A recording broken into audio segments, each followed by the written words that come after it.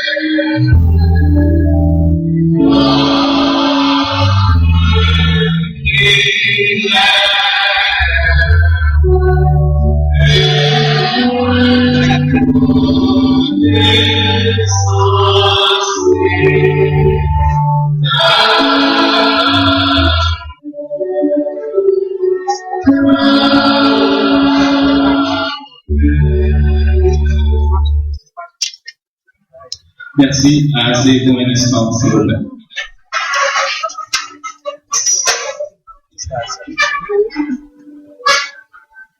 Vous pouvez faire un demi-cercle ici.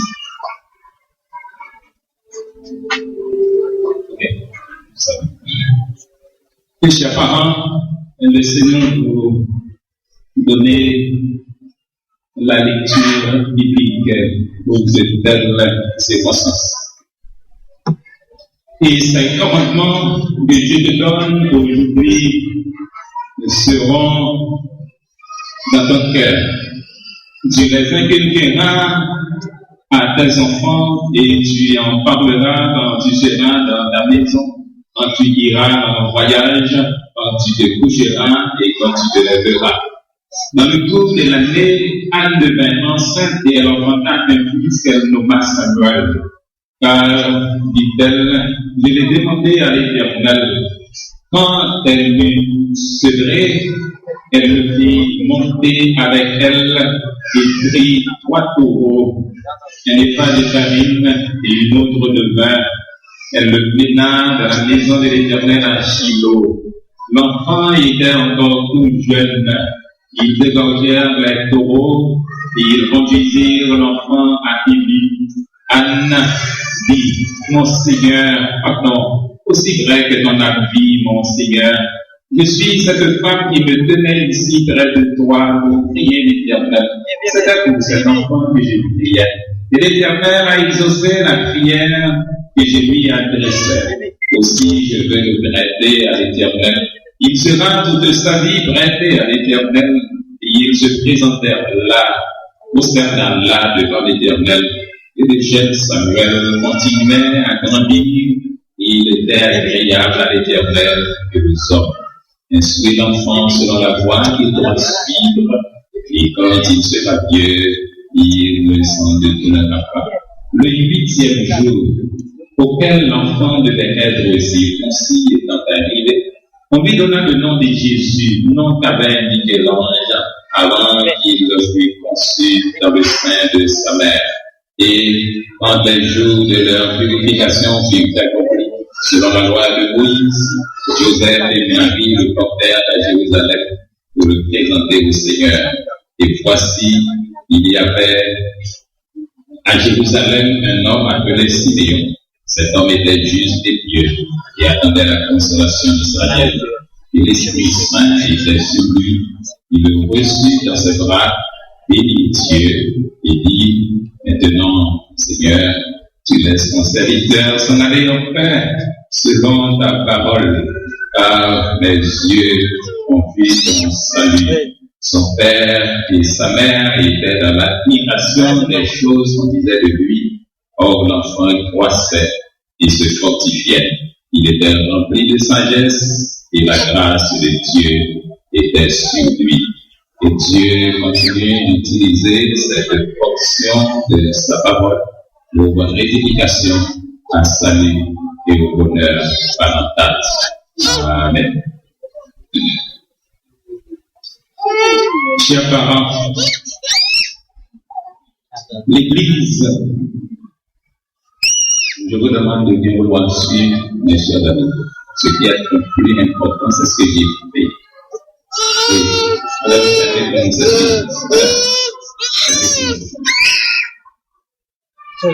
Merci.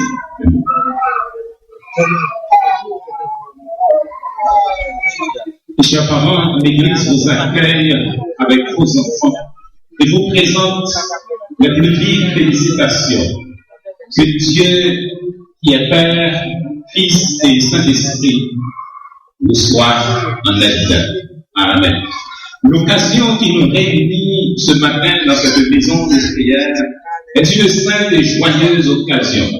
Comme Anne et Marie, vous venez dans ce sanctuaire avec vos enfants pour implorer la bénédiction de Dieu sur eux. Vous avez entendu la voix du Seigneur disant, « Laissez venir à moi les petits enfants, ne les en empêchez point, car le royaume des cieux est pour eux et pour ceux qui leur ressemblent. » Et vous lui avez obéi. Il est heureux, mes frères et mes sœurs, dans l'espérance que vous ayez réalisé la nécessité de présenter vos enfants à Dieu à l'aube de leur vie, à un moment où vos cœurs sont encore tout gonflés de la joie que vous procure leur naissance. Je vous rappelle que les enfants sont la récompense des parents et la couronne des grands-parents. Le mystère de cette nouvelle vie vous porte à tourner vos regards vers Dieu, le Maître et le Créateur de toutes choses. Le but de ce service est de vous aider à réaliser qu'un devoir sérieux vous incombe, celui d'élever vos enfants dans la crainte du nom de Dieu. Dieu a un but pour la vie de chacun de ses enfants. Découvrir ce but et l'atteindre signifieront pour chacun d'eux le bonheur. Mais l'ignorer signifiera pour eux la ruine à quelque hauteur qu'ils puissent s'élever dans la société. C'est votre devoir de guider ces enfants dans la voie de l'obéissance à la volonté de Dieu. Que sous votre influence, ils ouvrent leur cœur à la volonté de Christ dès leur plus tendre âge. Maintenant, chers parents, je vous invite à répondre aux questions suivantes positivement en disant « Oui, pasteur, par la grâce de Dieu ». Chers parents, présentez-vous ces enfants à Dieu pour qu'ils lui appartiennent. Présentez-vous, promettez-vous de les élever dans la santé du corps, dans la droiture du caractère et dans la lumière de la foi en Jésus-Christ. Êtes-vous décidé à vous consacrer vous-même en tant que parent afin d'offrir l'exemple d'une vie pieuse et conforme à la volonté de Dieu? Et puisque vous avez pris l'engagement devant Dieu et devant cette assemblée de vous consacrer à la sainte et noble tâche d'élever vos enfants, prions le Seigneur. Nous exprimons notre gratitude au Père très bon et tout bon pour tous tes dons. Seigneur éternel, sans ton aide, nous ne pouvons rien. Nous te remercions de façon spéciale pour ces enfants. Ils attendent tout de nous et nous connaissons nos limitations. Accorde-leur les bénédictions les plus riches et sans nombre et permets qu'ils croissent devant toi et devant les hommes en sagesse, en stature et en grâce. Sois avec leurs parents, aide-les à avoir une vie en ce sens consacrée à Christ. Que ces enfants puissent apprendre dès leur plus tendre âge à reconnaître et à l'aimer. Nous te prions pour tous les couples qui attendent que tu les bénisses de cette manière. Sois leur aide et environne-les de ta grâce miséricordieuse et merveilleuse. Maintenant, que ta paix repose sur nous tous et aide-nous, parents, église et société, à contribuer à l'édification de monde de paix où tous les enfants pourront vivre en santé et heureux, et où le doux nom de Jésus-Christ sera glorifié, exalté et célébré. Fais-le